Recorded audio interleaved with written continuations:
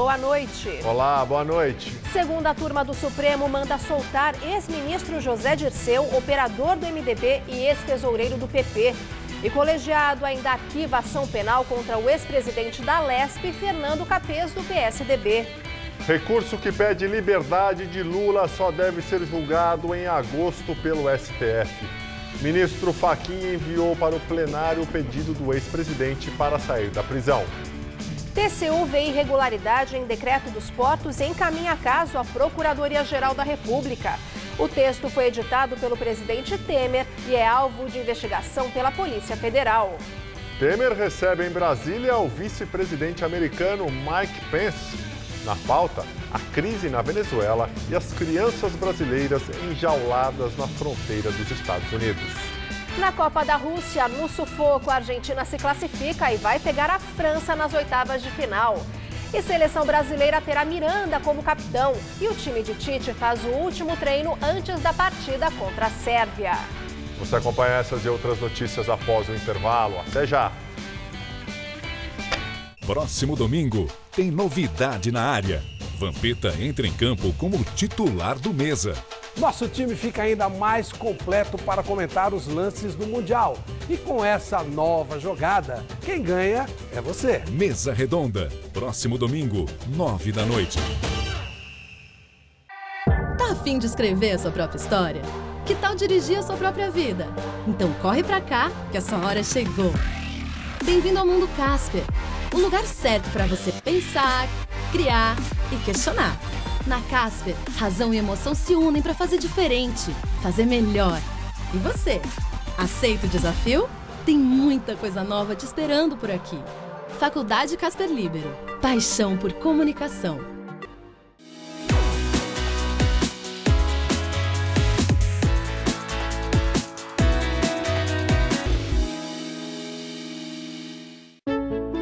O Brasil terá, pela primeira vez, uma Base Nacional Comum Curricular. O documento é democrático e respeita as diferenças. Com a base, todos os estudantes do país, de escola pública ou particular, terão os mesmos direitos de aprendizagem. Hoje a aula é sobre cidadania. Isso é bom. Se a base da educação é a mesma, as oportunidades também serão. Ministério da Educação, Governo Federal. Nesta terça, Natália Arcuri dá dicas de economia e Chico César canta sucessos da carreira. Todo seu. Apresentação especial, Maurício Manieri. Nesta terça, 10h30 da noite.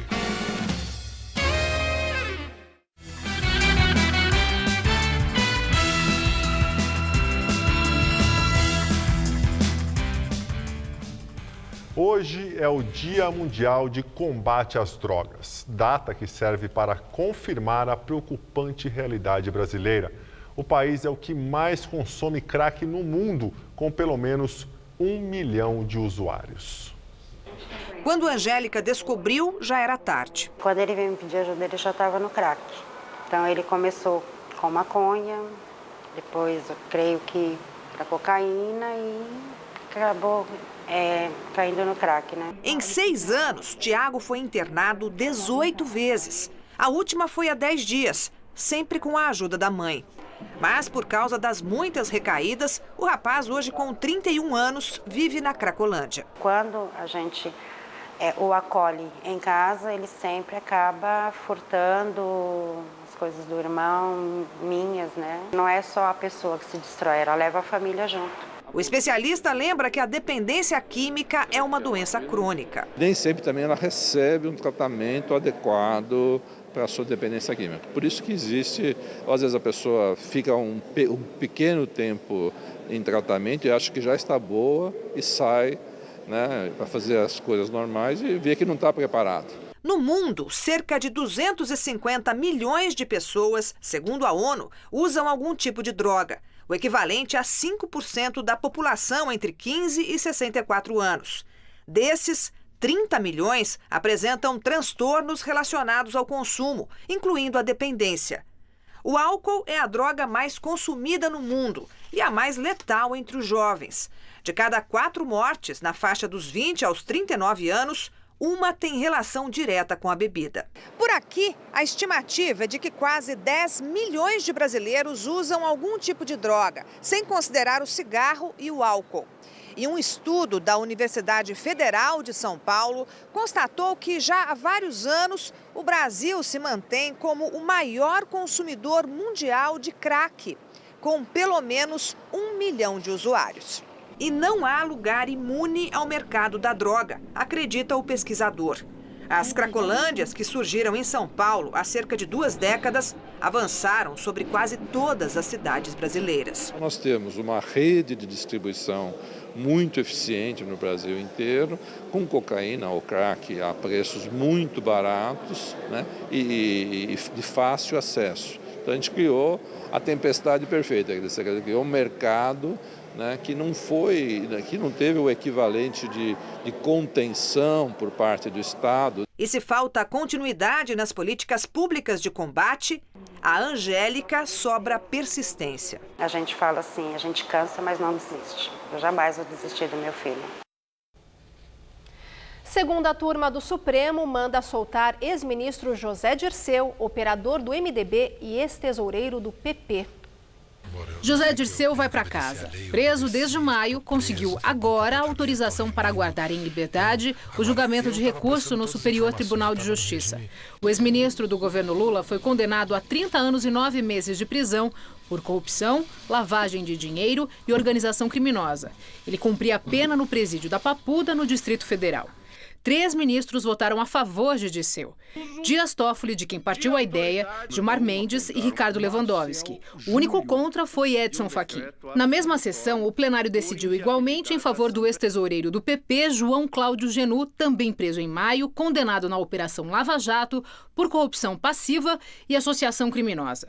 E por 2-1, a turma ainda manteve a liberdade de Milton Lira, apontado como operador do MDB, e que foi preso no Rio de Janeiro por suspeitas de envolvimento com desvios no Postales, fundo de pensão dos funcionários dos Correios. O relator da Lava Jato foi voto vencido hoje no Supremo.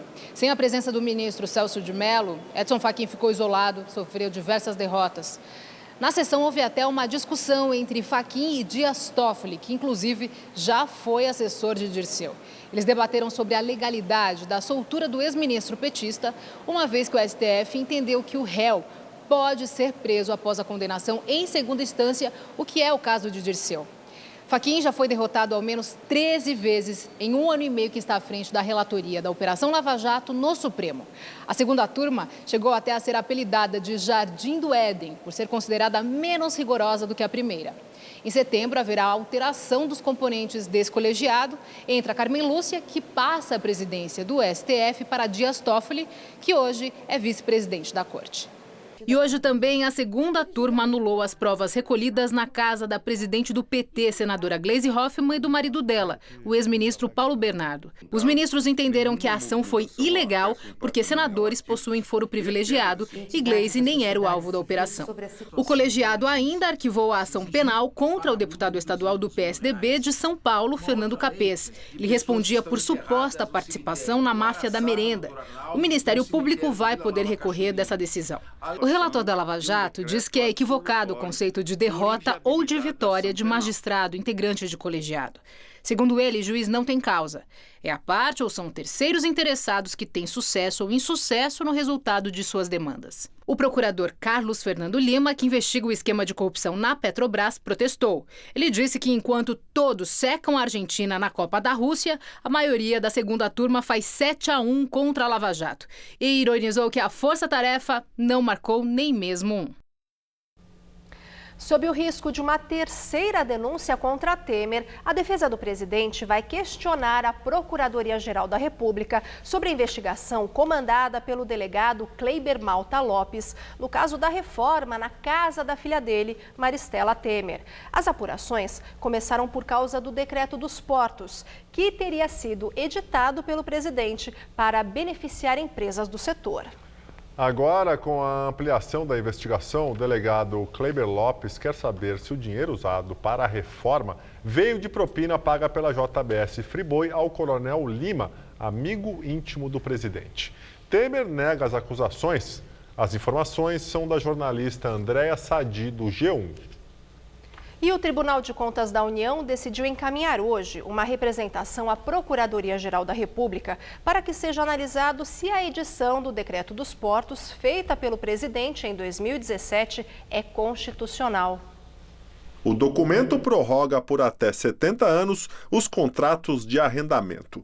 Antes, a prorrogação era de até 50 anos. Não cabe ao TCU investigar ou julgar suspeitas, mas dependendo do entendimento da PGR, ela poderá entrar com uma ação direta de inconstitucionalidade no Supremo Tribunal Federal, o que complicaria mais a situação do presidente. O Decreto dos Portos é o ponto central de uma investigação que avalia se Temer e outros MDBistas receberam propina em troca de benefícios a empresas portuárias de Santos, como, por exemplo, a Rodrimar. O ex-governador do Paraná e pré-candidato ao Senado, Beto Richa, do PSDB, se tornou réu hoje na Justiça Federal. A denúncia foi apresentada em 2009 pelo Ministério Público Federal, quando Richa era prefeito de Curitiba. Ele é acusado de desvio de finalidade na aplicação de verba federal de R$100 mil para reformar unidades de saúde. Em abril, ao perder o foro privilegiado por deixar o governo do Paraná, o processo contra Richa foi enviado pelo STJ à primeira instância. As definições da Copa do Mundo. No grupo D, a Argentina garantiu vaga para as oitavas de final de maneira dramática. Quase um tango argentino, Luciana. Praticamente, porque o gol da classificação saiu nos minutos finais. 2-1 para os argentinos sobre os nigerianos, que estão eliminados. A partida entre Nigéria e Argentina aconteceu em São Petersburgo. Aos 14 minutos, Benega fez um lançamento longo. Messi dominou na coxa esquerda e finalizou de pé direito. Um belo gol. Mas na segunda etapa, o drama argentino. Mascherano agarrou Balogun e o juiz marcou pênalti para a Nigéria, convertido por Moses, 1-1. Só aos 41 minutos finais, após cruzamento na medida, Rojo emendou de direita para garantir a vitória e a classificação. 2-1 para a Argentina, para a alegria da torcida em Buenos Aires. E o primeiro lugar do grupo D ficou com a Croácia, que derrotou a Islândia, que foi eliminada e manteve 100% de aproveitamento na Copa. E olha que os croatas foram a campo com apenas 2 titulares contra os islandeses. Na próxima fase, a Croácia enfrenta a Dinamarca. Veja os gols. Em Rostov, jogaram Islândia e Croácia. A primeira etapa ficou no 0-0. No segundo tempo, a Islândia precisava vencer e abriu mais espaços. Mas Badelji acabou abrindo o placar para os croatas. Depois, Sigurdsson marcou de pênalti para a Islândia. Mas ainda teve tempo para Perisic decretar a vitória da Croácia aos 44 minutos. Final, Islândia desclassificada 1, Croácia classificada 2. Pelo grupo C, França e Dinamarca não saíram do 0-0, o primeiro resultado desse na Copa do Mundo deste ano. Mas as duas seleções estão classificadas para as oitavas de final. Já Peru e Austrália ficaram fora. Os peruanos se despediram do Mundial, que não participavam desde 1982, com vitória sobre a Austrália por 2-0. E foi com vaias que a Dinamarca e França terminaram o primeiro placar, como o Gabriel disse, zerado do campeonato. O resultado garantiu aos franceses a liderança no grupo. França e Dinamarca jogaram em Moscou. Aos 15 minutos, a França reclamou pênalti de Dalsgaard em Lucas Hernandes, mas o árbitro foi informado de que não houve falta na jogada e seguiu o lance. Até os 32 minutos, poucas tentativas de gol, até que Dembélé arriscou. E ficou nisso. Dinamarca e França protagonizaram o primeiro 0-0 da Copa. Em busca da vitória para manter as chances de classificação, a Austrália enfrentou o Peru em Sochi mas sofreu um duro golpe aos 17 minutos. Carrilho aproveitou o cruzamento de Guerreiro e de primeira fez 1-0 Peru. Do outro lado, na base da raça, Rodić quase empatou o jogo, mas o goleiro Galesi apareceu para salvar. Na volta do intervalo, logo aos 4 minutos, Guerreiro girou dentro da área e acertou o canto. Peru 2-0. A Austrália ainda tentou, mas foi só. As duas seleções estão fora da Copa. E com esses jogos, já são 4 os confrontos das oitavas de final definidos. No sábado, o Uruguai enfrenta Portugal em Sochi e a França pega a Argentina em Kazan. No domingo é a vez da Espanha e Rússia jogarem em Luzhniki e Croácia e Dinamarca se enfrentarem em Novgorod. E olha, amanhã tem definição para o Brasil no grupo E contra a Sérvia em Moscou. Parece fácil, né? Mas só basta um empate para garantir a seleção nas oitavas de final. E a equipe de Tite terá Miranda como capitão. O time treinou hoje no local onde vai enfrentar os sérvios. Hoje, no estádio Spartak, Tite tratou de ajustar os últimos detalhes para o duelo com a Sérvia. O empate dá a classificação e a vitória garante o Brasil na primeira posição do grupo E, sem depender de outro resultado. Atenções redobradas para Casemiro, Felipe Coutinho e Neymar, que estão pendurados. Questionado sobre o choro do camisa 10 no fim do jogo com a Costa Rica, Tite tratou de lembrar como foi sua estreia no comando da seleção. Tite chorou. Quando eu liguei para minha esposa, eu chorei. Chorei de alegria, chorei de satisfação. Chorei porque é a nossa característica emocional. Eu chorei de prazer, de orgulho, de no momento de tanta pressão que nós estávamos, a gente conseguir fazer um grande jogo. O treinador também falou sobre as condições físicas do atacante. O Neymar só está nesse estágio de recuperação porque ele é um jogador bem dotado fisicamente, fora dos padrões normais. Precisa ainda de um estágio, talvez mais um jogo, ele esteja na sua plenitude de condições físicas e técnicas. E aproveitou para dar uma alfinetada em Fábio Capello, que disse que Neymar tem simulado faltas. Capello, para ti, ó, de técnico para técnico, foi pênalti, tá? Foi pênalti. Com o Neymar, os titulares do Brasil serão os mesmos que começaram o jogo diante da Costa Rica. E no mesmo horário de Brasil e Sérvia, às 3 da tarde, jogam Suíça e Croácia, também pelo grupo E. Mais cedo, em jogos válidos pelo Grupo F, a Alemanha enfrenta a Coreia e o México joga contra a Suécia. É deste grupo que sai o adversário do Brasil, lógico, se tudo der certo para a nossa seleção. Escolas e colégios aqui de São Paulo aproveitam esta onda da Copa do Mundo para enriquecer as atividades curriculares. E olha, tudo valendo nota, viu? Até o Neymar apareceu nessa mistura de esporte, cultura e geografia. A distância entre o Brasil e a Rússia é de quase 12 mil quilômetros. Mas qual será a outra curiosidade que o Enzo decorou sobre a sede da Copa do Mundo? A Rússia tem 17 milhões de quilômetros, que é o dobro do Brasil, mas um pouquinho. A tecnologia é a aliada dos alunos deste colégio particular na zona oeste de São Paulo. Além da geografia dos países participantes, os pequenos podem viajar pelos estádios por meio de um programa via satélite. E com os óculos de realidade aumentada, dão até uma passadinha por Moscou sem sair da sala. A gente consegue sentir que a gente está lá, ver as coisas principais, tudo, então é muito divertido. Não é todo dia que a gente vai poder ter uma experiência dessas, então é bom que a tecnologia consiga fazer isso pela gente. Faz parte do estudo, compõe as leituras, compõe a lição, faz parte do que eles têm que fazer, é brincadeira séria. O Jornal da Gazeta veio até Moscou, na Rússia, para uma entrevista exclusiva com o nosso maior craque nessa Copa, Neymar. Foi uma entrevista muito difícil de se conseguir, mas no final das contas, ele topou. É claro que é uma grande brincadeira, a gente está aqui em São Paulo mesmo, mas eu tô sim diante do Neymar, não o jogador, mas o Neymar de 6 anos, aluno dessa escola de São Paulo. Este Neymar é boliviano e está na primeira série. O menino nem liga muito de ter esse nome tão famoso. O que seus amiguinhos falam? Neymar também, mas não é que me fala Godinho assim. E você está torcendo para o Brasil?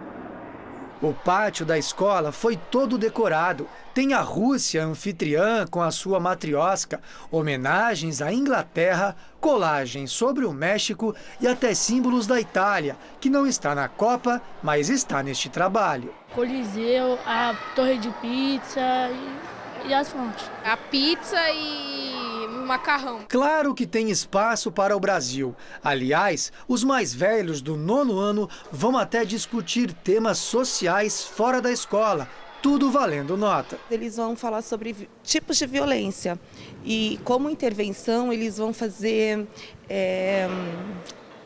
uma campanha publicitária. Essa Copa do Mundo vai mesmo muito além de futebol.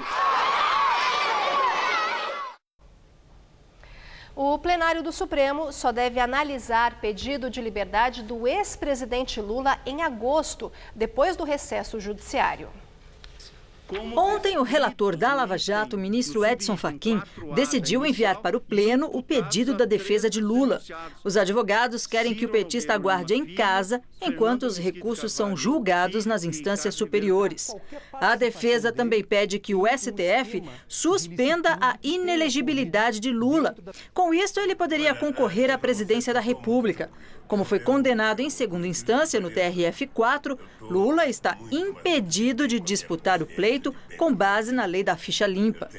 A condenação é referente ao triplex em Guarujá.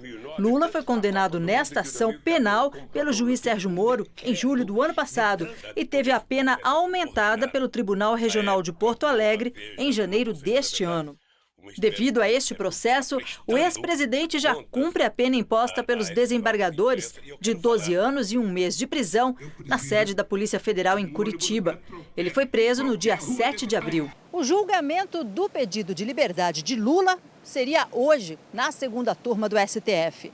No entanto, o ministro Edson Fachin suspendeu após o Tribunal Regional Federal da 4ª Região, em Porto Alegre, negar um recurso da defesa do ex-presidente.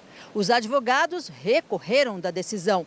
Argumentaram que a manutenção da prisão desrespeita a Constituição. Ontem à noite, o relator da Lava Jato decidiu mandar o caso para análise do Pleno, formado por 11 ministros, e deu prazo de 15 dias para a Procuradoria-Geral da República se manifestar.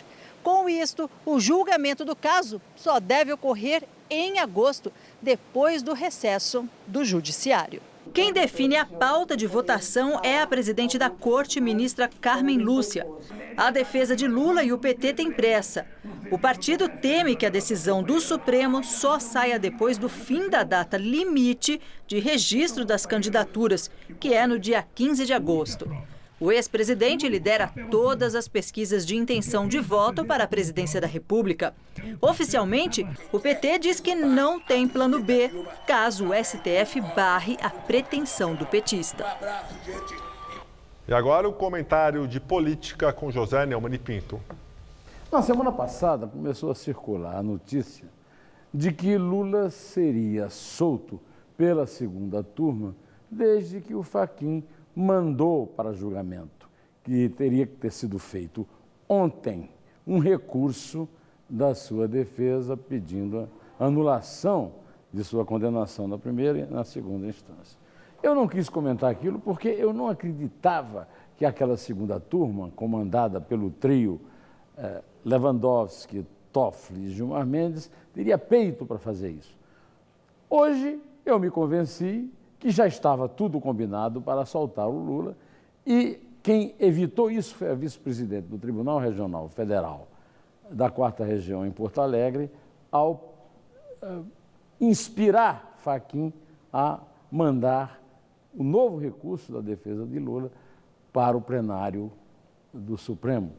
Eu não estou aqui para julgar se está certo ou está errado, mas a verdade é que essa turma, o Marco Aurélio Melo, que deu entrevista em Portugal falando mal da possibilidade de prender alguém depois da condenação em segunda instância, que é uma jurisprudência do Supremo, do qual ele faz parte, e as decisões todas de hoje mostram claramente que existe uma coragem que realmente está levando o Supremo a tomar as atitudes mais estapafúrdias, inclusive esta. Pela decisão do Fachin, é pouco provável que o Lula seja solto antes de vencer o prazo para o registro de candidaturas a presidente, que é a estratégia da sua defesa. Ainda assim, eu quero aqui lamentar publicamente o momento em que o Supremo Tribunal Federal, e em especial a segunda turma, o Jardim do Éden, resolveram cuspir na cara do povo brasileiro, seguindo aquela instrução do Gilmar Mendes, que o Supremo não julga sob o clamor popular. Dane-se, Gilmar. Bom, eu voltarei quinta-feira, direto ao assunto. Em té. O vice-presidente americano Mike Pence se reuniu hoje em Brasília com o presidente Temer. A crise na Venezuela e as crianças brasileiras enjauladas na fronteira dos Estados Unidos foram os assuntos principais dos dois. Depois de desembarcar no aeroporto de Brasília, a comitiva americana seguiu para o Palácio do Planalto para o primeiro encontro com integrantes do governo federal. Temer pediu a torcida dos Estados Unidos pelo Brasil na Copa, enquanto o vice-líder americano afirmou que seu país está com o Brasil nos esforços para restaurar a democracia na Venezuela. Os americanos são os principais críticos ao governo de Nicolás Maduro. O Brasil é um dos destinos preferidos dos venezuelanos que deixam o país para escapar das crises econômica, social e política. As ações brasileiras para a recepção e acolhimento dessa população foram elogiadas por Pence. Amanhã, ele visitará uma casa de acolhida em Manaus que recebe venezuelanos. A crise migratória dos Estados Unidos será debatida. O governo brasileiro vai cobrar o tratamento dado às crianças que foram separadas dos pais e colocadas em jaulas pelo governo Trump. Na semana passada, o governo americano divulgou que havia 49 crianças brasileiras em abrigos do país. O Ministério das Relações Exteriores tem a expectativa de que nos próximos dias algumas crianças sejam liberadas para ficar com parentes. Mike Pence confirmou hoje que a administração Trump ordenou a interrupção da política de tolerância zero com imigração, que indicia criminalmente qualquer pessoa pega cruzando a fronteira dos Estados Unidos ilegalmente. A Casa Branca declarou que esta é uma solução temporária que se deve à absoluta falta de recursos do Estado para processar e abrigar todos os imigrantes. Apesar do inverno já ter começado, hoje foi mais um dia quente aqui em São Paulo, Gabriel. Pois é, Luciano, os meteorologistas calculam que as temperaturas aqui na capital estão cerca de 6 graus acima da média para o período. Agora, por exemplo, faz 16 graus. Vamos ver se o calor continua com Tássia Sena.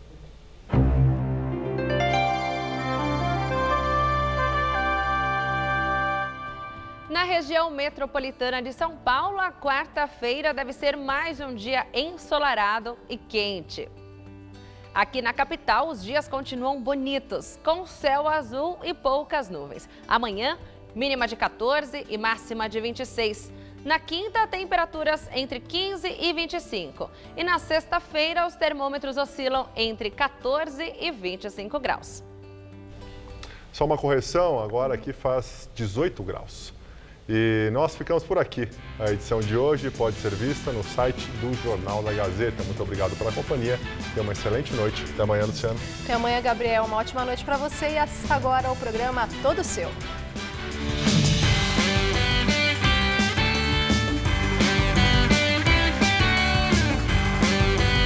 Tudo o que você precisa saber sobre cartão de crédito. Nesta quarta, 9h30 da manhã no Revista da Cidade. Assista agora. Todo Seu.